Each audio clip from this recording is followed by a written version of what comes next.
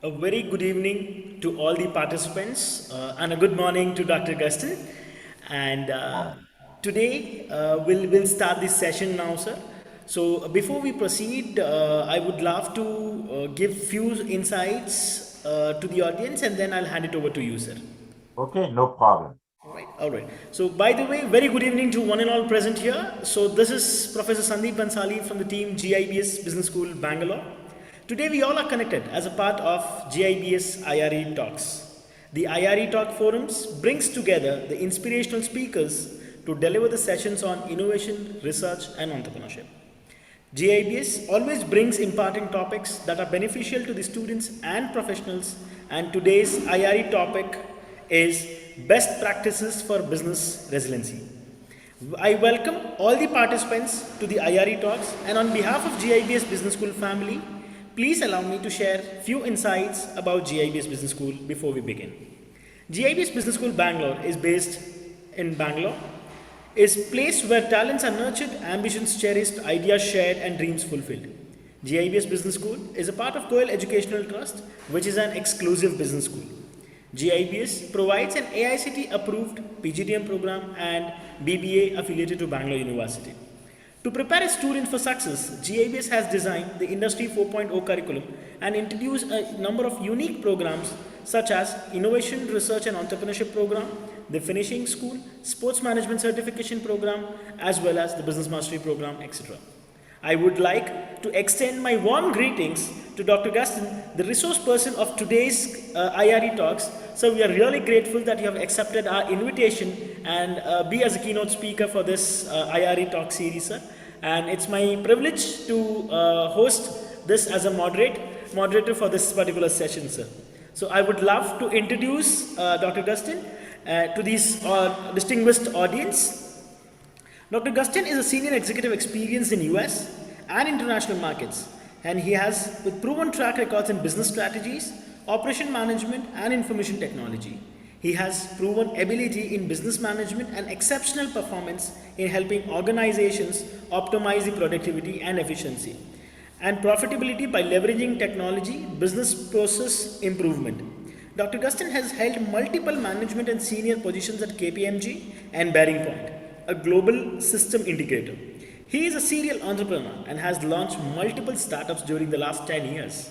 Dr. Gaston is also a co-author of Accelerating Business Growth in Emerging Economics Framework, a strategy catered to the capacity building through entrepreneurship program, technology, business enablement, bilateral trade growth. The framework is geared of government and emerging economies to help them build the necessary capabilities to create jobs and compete in the global economy and to attract the foreign investors. Sir, I beg your pardon, your profile is quite long, so I would cut it short here and I That is would fine. love to, we are all excited to hear it from you, sir. Over to you, sir.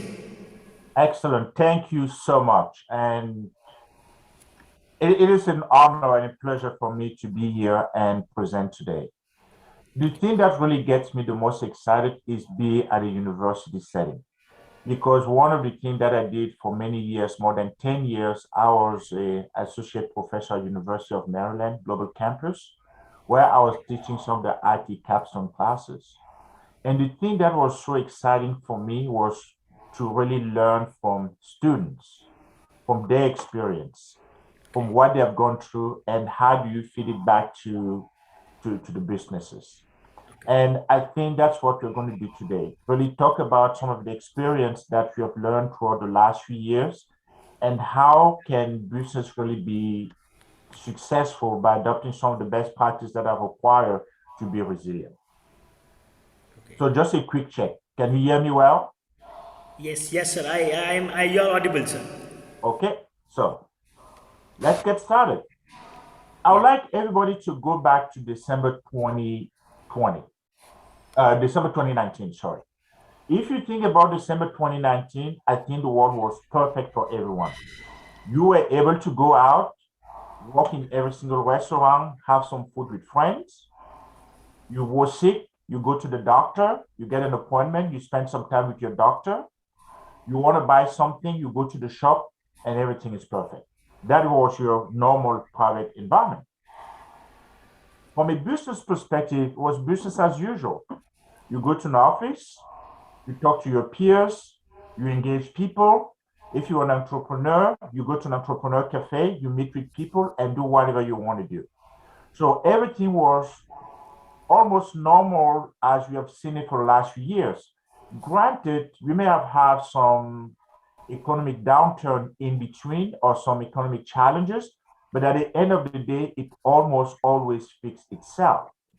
And what happened is a lot of businesses were just accustomed to that environment. They had a strategy established, they were using that strategy with few modification, and they were successful. Now something happened. Early 2020, and all of the second, we didn't know what's happening to the world. Everybody was talking about COVID-19. We didn't even know where it was coming from. And I do remember vividly back in December 2019, early January 2020, the US was going through that interesting phase where we didn't know what is COVID-19, where is that coming from, where is that going. The only thing we knew was that this was major change that was coming. And I really like the way Rabbi Jonathan Sachs presented that whole environment. You know, he really said we have been coasting along for more than half a century and now facing the fragility and vulnerability of the human situation. So what really happened is things started breaking loose. There was a travel ban. Nobody knew when they're going to lift it up. All what you knew was that you have to put a mask. And I really remember many years ago, whenever I used to travel, be it in Japan or China, you're going to see people with masks. In Europe, you didn't have a lot of masks. So my question was always, what's happening? But as COVID-19 hit, we all understood you have to get a mask. We have to get hand sanitizer, something we weren't used to. But the next thing you know, you can't find any hand sanitizer. So everything that you were used to do was changing under your feet. And that created a major challenge. What does that mean? In the US, if you look at the top shelf, that's exactly what we faced for more than 6 months. You couldn't find any hand sanitizer. So the second thing that happened that's quite interesting, because we had a travel ban in the US, a lot of people started staying home. As people started staying home, they want to do something. We love to bake, and I'm sure people love to bake in Bangalore too. You couldn't find any flour. You start seeing how the supply chain was breaking down. People couldn't go out and buy some food because you didn't know where you're going to get COVID-19. So you were locked down, but you couldn't get what you needed. Few businesses were really prepared for that big challenge. Let's take travel for a minute. I do remember in March 2020, the president declared the travel ban to the United States. That means nobody was supposed to travel. And I do have a personal story to that travel ban. My wife normally travels every March to Europe. So she traveled on the 15th, she went to Germany. 5 days after, they locked the borders. So I don't know about you, but I knew if I don't get my wife back home, I'll be in big trouble. So I had to find a way to call the airline to change the flight and get her back home. It took me on average 4 to 6 hours to speak to an agent. And very often when you get to an agent, they'll lead you to another agent. And at the end of the day, you couldn't talk to anybody. So really what happened is you start seeing how the system was breaking down.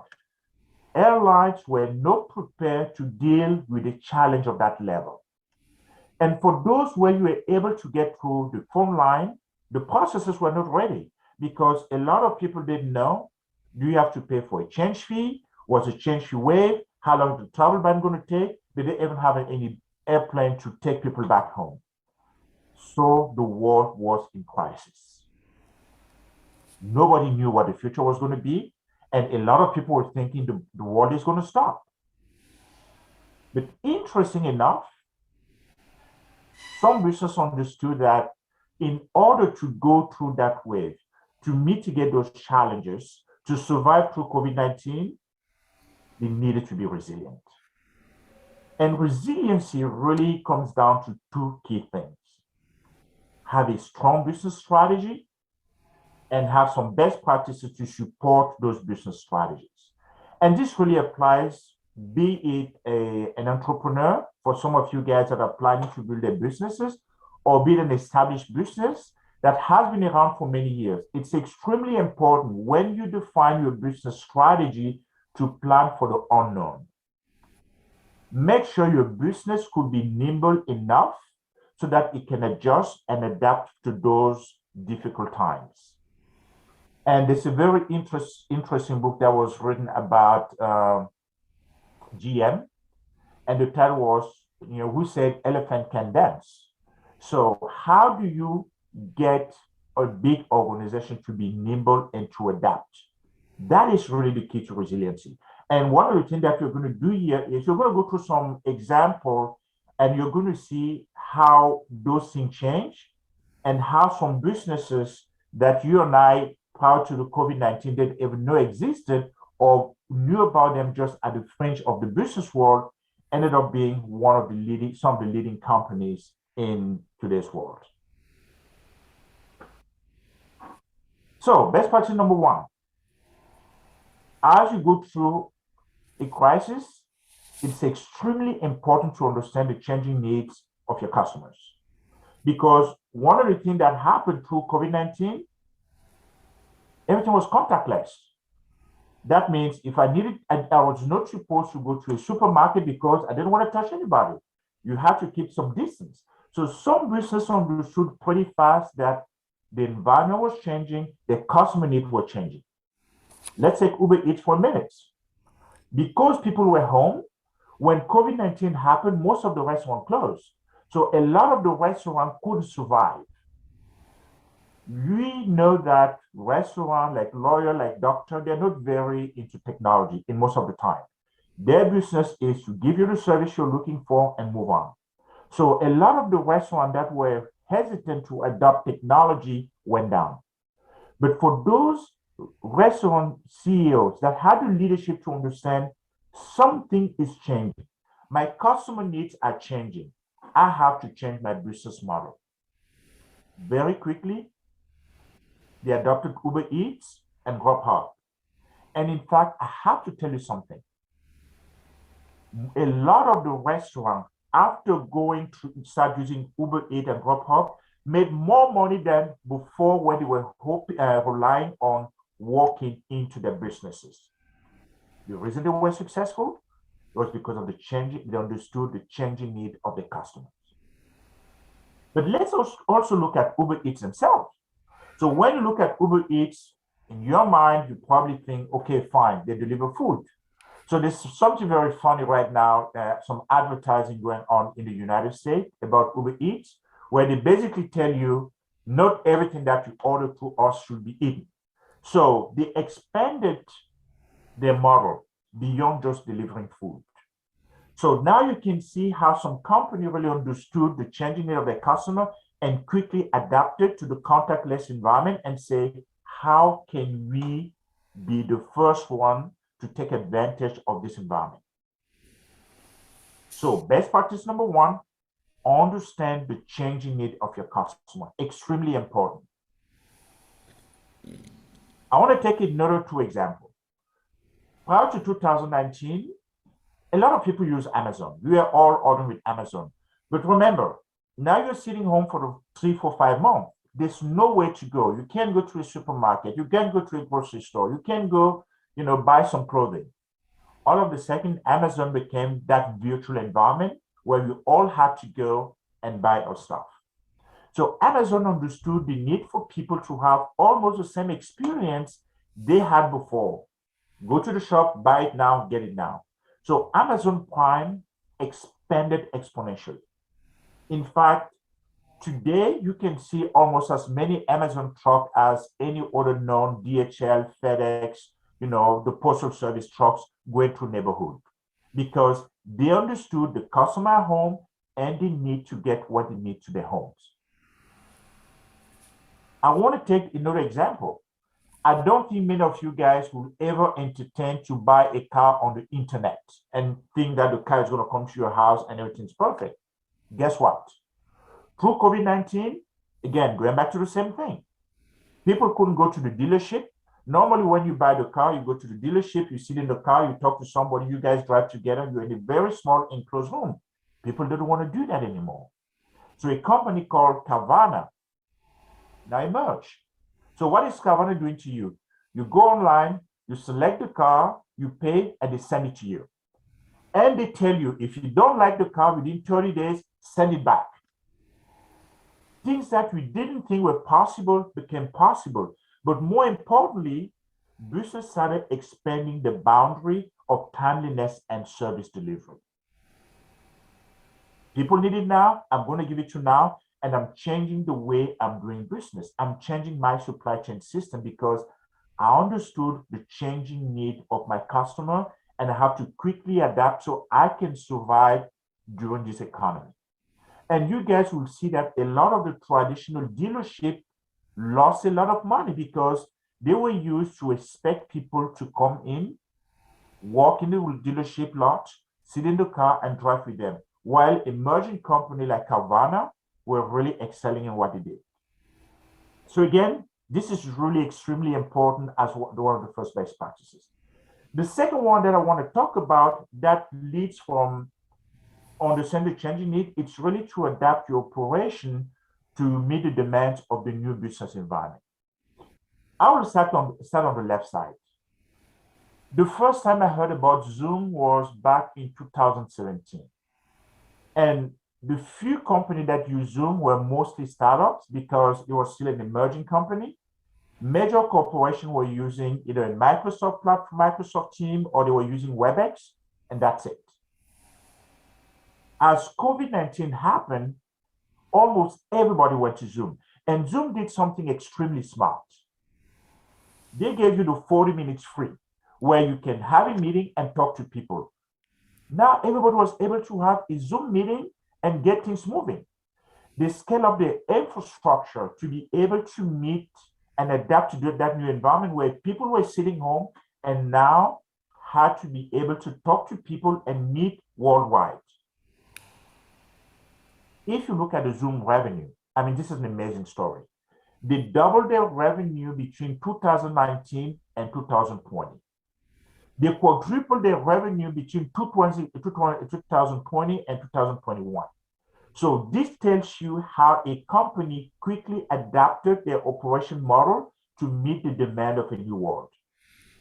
It doesn't mean that WebEx and the Microsoft and their solution didn't grow, but it tells you how a company understood how the market was changing and adjusted.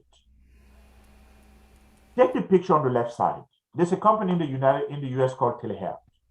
And I'm pretty sure many of us 2 years ago, if somebody would have told you when you feel really, really sick, you just have to pick up your phone, dial your doctor, and you guys will talk. You'll say, no, I still want to see the doctor. I want him to touch me, to feel what I'm feeling, and really understand the pain I'm going through. When COVID hit, all of a sudden, the doctor didn't want to see you anymore. In fact, to get an appointment with a doctor for a face-to-face, it was almost impossible. So a company called Telehealth emerged, where you can make your appointment. I'm sure you guys are familiar with some of those software and solutions. And almost everybody started going there and seeing the doctor. You make an appointment. And the good news is they were always on time. Prior to that, when you go to the doctor's office, you still have to sit 10, 15, sometimes 30 minutes. With the software, it's like a meeting. You dial in, the doctor is there, you guys talk, they give you a prescription, it's sent to the pharmacy, and it's delivered to your home. The environment is changing. Then let's go to the business world. Except consulting companies, most organizations didn't really let their employees work from home. And I know it did put a huge burden on some of the parents who didn't have the time to spend with their family and so on and so forth. All of a sudden, working from home became normal. And I have to tell you, in the US right now, a lot of companies have changed their so-called return to office strategy. In fact, they are offering a lot of their employees the option to either work from home or just come to the office once or twice a week so that you can still meet your co-workers and engage with people in the office. But working from home, it's now normal. However, there's also an interesting paradigm that's happening here for businesses and organizations.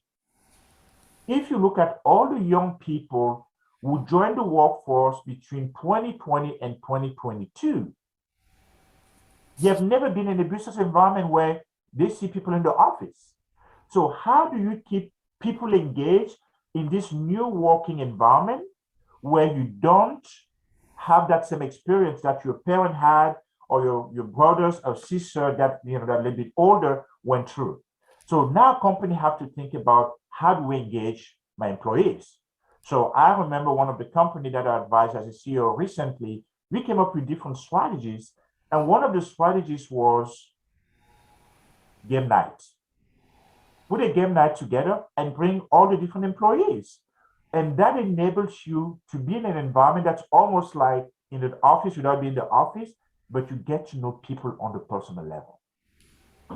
We also brought some, other initiatives included office hours, where some of the executives would spend some time with some specific students, with some specific employees, and really talk.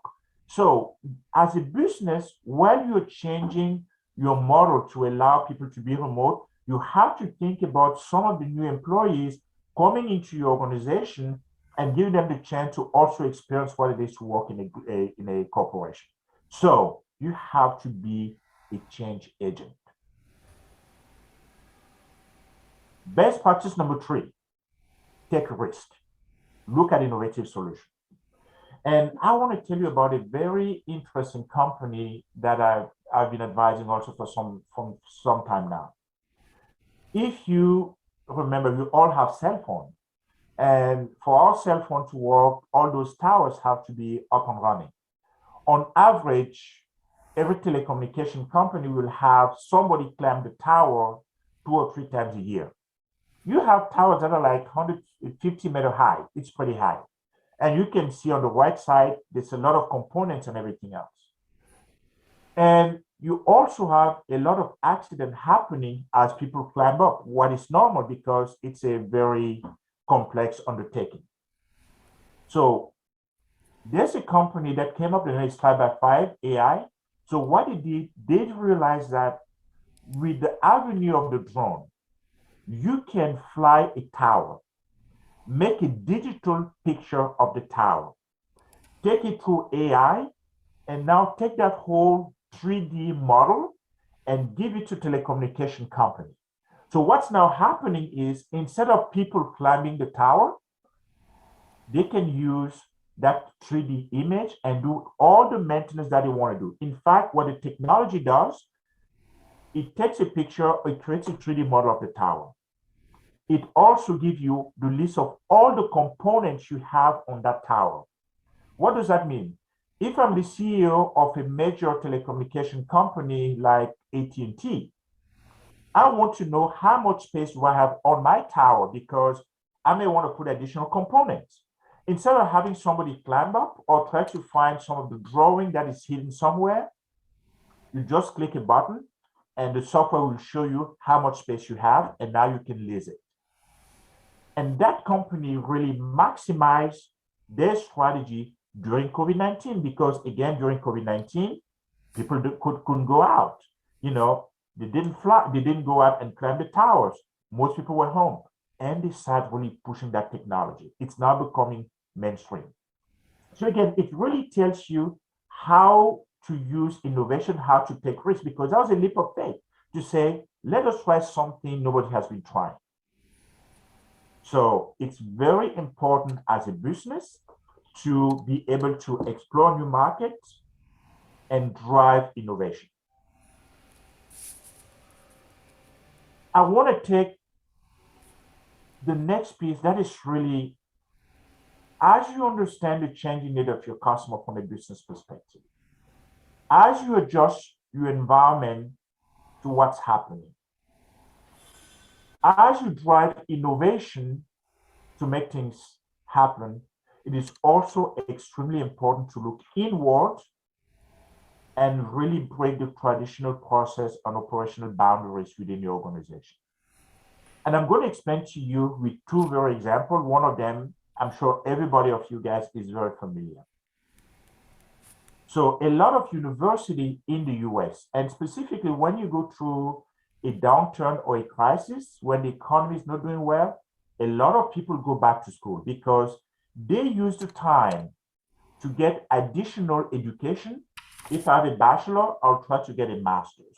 If I have a master's, I'm trying to get some additional certificates, or I might change my degree. If I was doing psychology, I might do information technology because I have better chances of getting a job. So what's happening is a lot of online university get a huge flow of inquiries from students that want to either change their degrees or they want to change their program. So one of the customers we were working with, they were getting around 100 requests per day, online university, serving both the military and the private sector. So every day, 100 students were reaching out and saying, I want to change my degree. I don't want to do psychology anymore. I want to do marketing.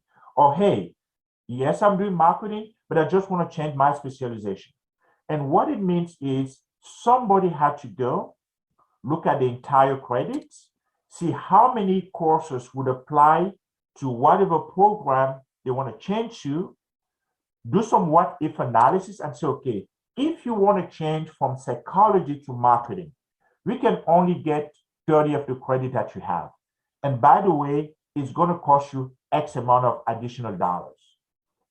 On average, it takes an advisor 5 minutes to do the job.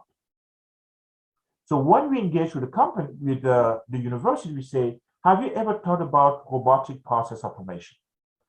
Robotic process automation is a technology that enables you to automate anything that is manual and repetitive. And this is very important. It is manual and repetitive. So if you look at the student degree change process, they'll come in, they go online, they go to the website and say, I want to change my degree. That goes to somebody who's going to get it in their customer relationship management system or student management system. They open the file, look at what the student want to do, go through the catalog, check the catalog, and do the mapping. And after that, they send the student an email, say, hey, this is what will happen with you with your previous credit, and this is how much you're going to pay. We use robotic process automation to automate that entire process. It went from 5 minutes to less than a minute. They were using almost 60 people to do the job. Now, they significantly reduced the number of people that they were doing. And those people were now able to spend more time looking at other processes that could be improved. So by using robotic process automation, something university didn't even entertain prior to COVID-19, they were able to streamline some of the key processes, but also improve the service to the customer, to the students. I would like to take another example also around RPA to illustrate the need to really break operational boundaries. I'm sure in Mumbai or Bangalore, you do have some government-sponsored houses. Government-sponsored houses in the US exist in major cities like New York City, where people that are making low wages cannot afford to live in the city. However, they're working in the city. So you're going to have huge apartment complexes with 1,000, 20,000, 30,000 apartments where people are living. And every single year, you have to submit a proof of income because your income is not supposed to go above a certain threshold. So this is a company we were working with.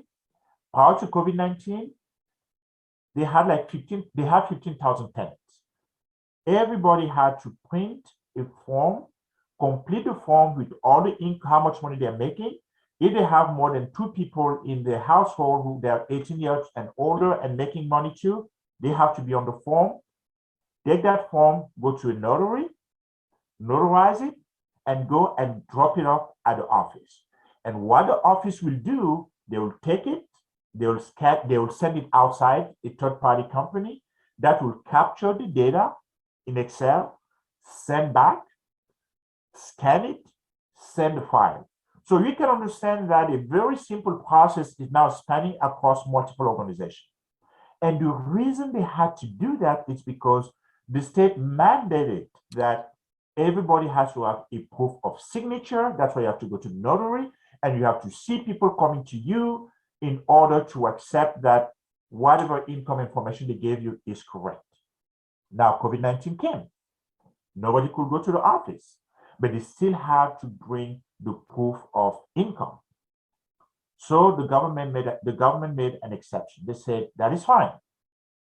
You guys can now receive the form in electronic fashion. People who can, they can email that to you. One of the larger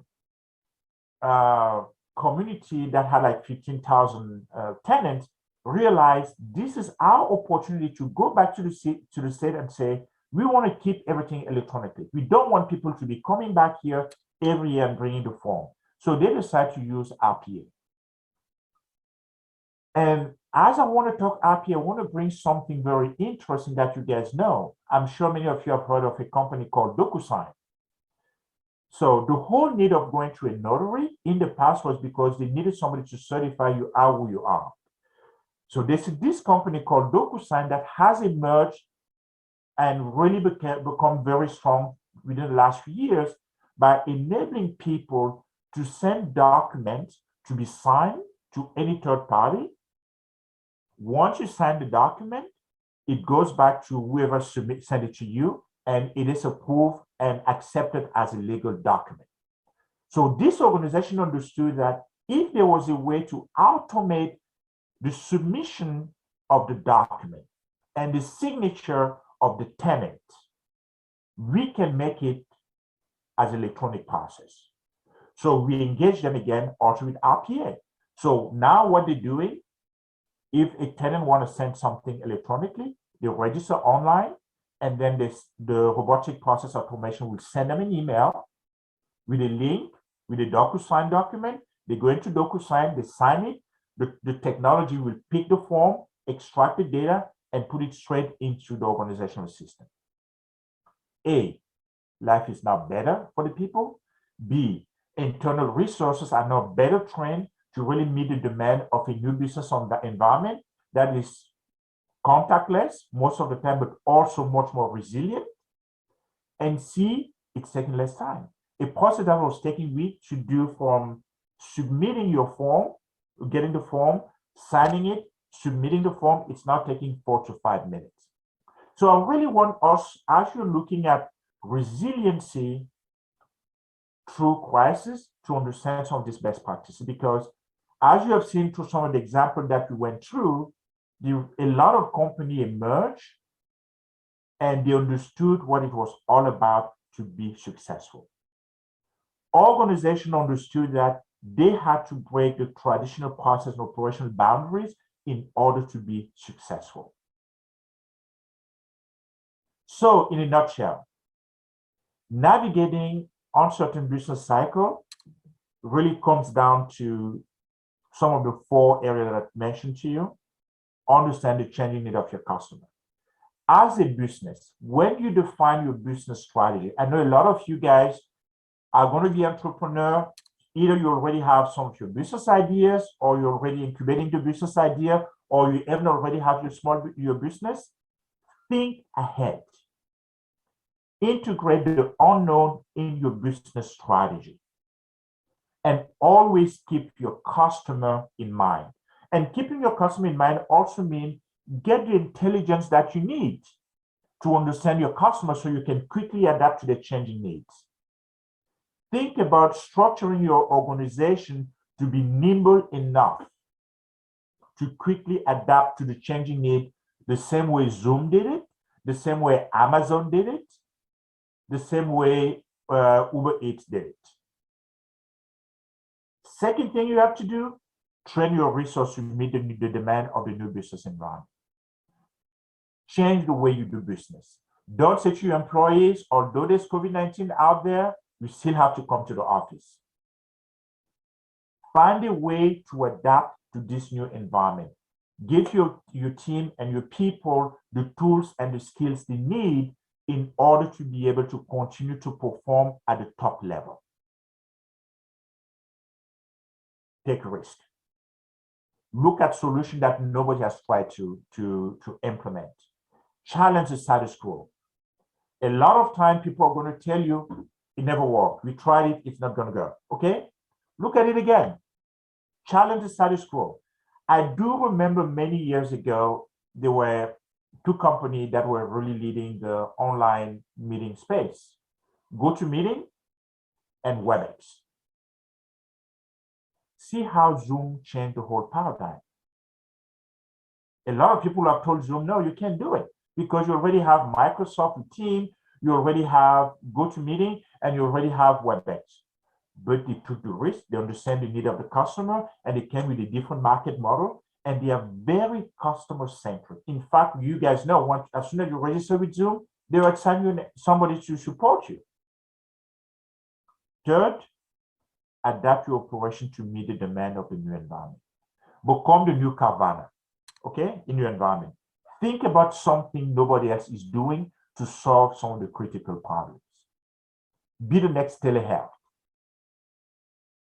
Look at your solution, look at your business and say, how can I position myself to be different from everybody else? How do I stand above the competition? Look at what Apple did many years ago. I just want us to look at it. Many years ago, nobody would have entertained that you can have one single device that is a phone, that is a computer, and that has one single button. Somebody would have told you, you're crazy. The iPhone changed it. And today, it remains one of the most expensive devices, and everybody has it. But that was the vision they had many years ago that is still going today and transforming the business world. It's extremely important as you engage in the business to understand that the business cycle will be disrupted either by competition or by a major event, but you have to be prepared to be resilient. And that is my closing notes. Thank you guys so much. So open for questions. Sorry. Yeah. Thank you so much, sir. Indeed, it was right in a nutshell. It was really crisp, and this message was really worthwhile for us. That was an amazing information. Thank you so much for that. We have few questions, sir. If you don't mind, can we take a few questions, sir? Okay. There's one question which has been asked by Sanam Sanam. This question is about what is dividing line between the business continuity management and business continuity planning. That is a very good question. And for me, I always like to go from practical example. When you look at business continuity management, you can only manage something that you know and have, correct? So for every single business, it's extremely important to think about the business code. How am I going to survive? That's your business continuity planning, correct? Once you have the plan to survive, and that comes from your strategy. Once you have the plan, then you can manage it. And quite often, and everybody who's in the business school, I really suggest you guys look at the balance scorecard, because the balance scorecard is a concept that I've used for many years that really help organizations look at their vision. What is my vision? Where do I want to go? Based on the vision, they'll define their strategy. And that strategy will enable you to have very well-defined metrics you want to go after. And as you're looking at your business planning, where do I want to be? How do I plan my business? And how do you define metrics to manage business to be successful, to survive those waves? So that's a way I look at it. Link it to your strategy and to your plan to better manage your business. All right, great. Thank you so much for that, sir. Indeed, I'm sure they've got the message right. So the next question has been asked by Rajesh Singh. He says, what would a business continuity plan for a cloud computing look like? Oh my goodness. Now we have to look at Amazon. I think it is to talk about it, I'd like to take an example of a company called Verizon in the US. Many years ago, Verizon, because Amazon was growing and other supplier of, you know, computing as a service were emerging, they decided to also start providing, computing as a service. But they quickly realized they did not have the capacity, the strategy, the technology, and the tool to make it happen. So what ended up happening? They went to Amazon.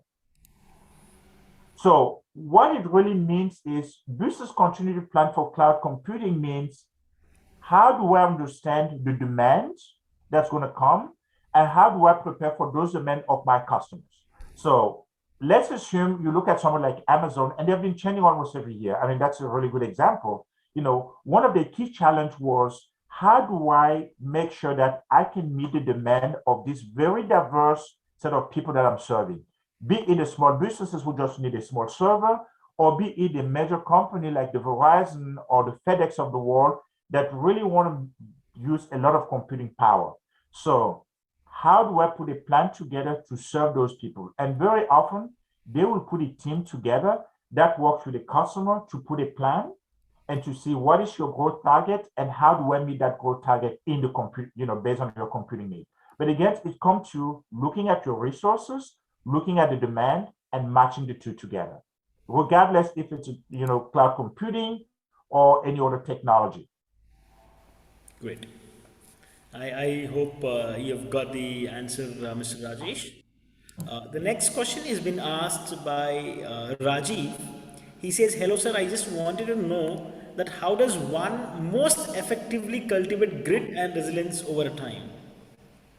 Wow. Training. It is training, but also as you look at some, if you go back to talk about vacuums, really this environment that's always changing. It comes with experience and it comes with training. I will never underestimate the need for training for resources. Get your team the resources they need, get them trained and take those risks. If you don't go through one or two challenges, just as a business, we all go through that. You create your new venture. You need some funding. You didn't get the funding that you needed. And now you're facing a situation, close or move on, correct? How do you deal with it?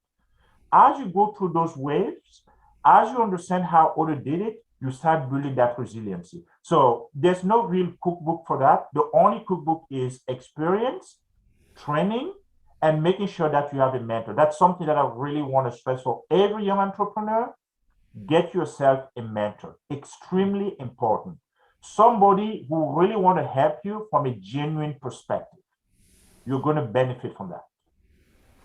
Great. So I'm sure, Rajiv, we can have Dr. Gaston as well as a mentor. So anyways, we'll just, there is one student, there's one person, Mr. Bhargav, says, "Sir, how can we connect you?" Uh, Mr. Sandeep, you do have my contact information. I'll be glad to work with you every time. In fact, I do work with universities around the world on different topics. So I'm always very, very interested in engaging students and helping them in whatever fashion I can. So anytime. Of course, if I don't respond to you quickly, I hope you don't get upset, but I'll do my best to get back to you. Certainly, certainly, sir. Thank you so much for that. There's one Ms. Revati who says, "What are the essential cybersecurity requirements for any business?" Today, security is extremely important. 10 years ago, I think we were taking security as a side requirement. But because of, in fact, COVID-19 and the fact that everybody's working from home, all of the second, you rely on your computer 100%, from your doctor, as we talked about telehealth, to the people that are bringing your food, as you're talking Uber Eats, to the people that are bringing you services, as you talked about Amazon. It is essential to what you do. So what you have to do is, as a business, get yourself a really good security consultant. If you're a startup, as you build your business, in fact, so people who are doing software development, there's a new trend called DevSecDevOps, where basically what they're telling you is security is no longer an aftermath where you do penetration testing to try to protect. No. When you start development, as you move into operation, put security in the mix. It becomes part of your agile software development cycle, hardening your environment. So it's extremely important to integrate that into your business. Great. Thank you. Thank you so much, sir. Hope, Revati, you've got the answer. And we will take up one last this thing, sir. Mr. Vinod asked, sir, thank you. Can you help with the presentation? It may help me in my daily work. Mr. Sandeep, you do have the presentation, so please share with the team. Sure. Mr. Vinod, what we'll do is when we send the certificates to all the participants, we'll add the same PPT so that you can just take it for the reference. Wonderful. Right. So thank you so much I would like to extend my gratitude to Dr. Gaston for being such an overwhelming mentor for all of us. Thank you for mentoring, and it was really an amazing informative session for us. We have learned a lot of things in a very, very nice way. So that's really nice of you. Thank you so much, sir, once again for enlightening us. And I would like to thank all the participants for joining. And kindly note this entire session would also be live. I mean, it will be put on the YouTube. Probably within 2 working days, you can just have a look. Again, you can recheck back the same webinar on the YouTube of GIB's social media pages. So it will help you to go through that. And one important announcement that the certificate of this webinar will be shared with you within the next 2 working days.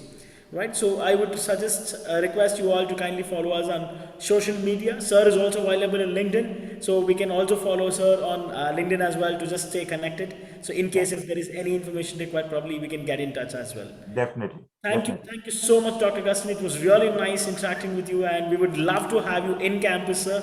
So we would like to invite you to be welcome to come down to India whenever you are there in Bangalore. We would request you to please come down to the campus as well. That would be my pleasure, and thank you so much for the honor. Very excited. Thank you so much. Bye-bye. Thank you all participants once again. Please do take care of yourself. Bye-bye now.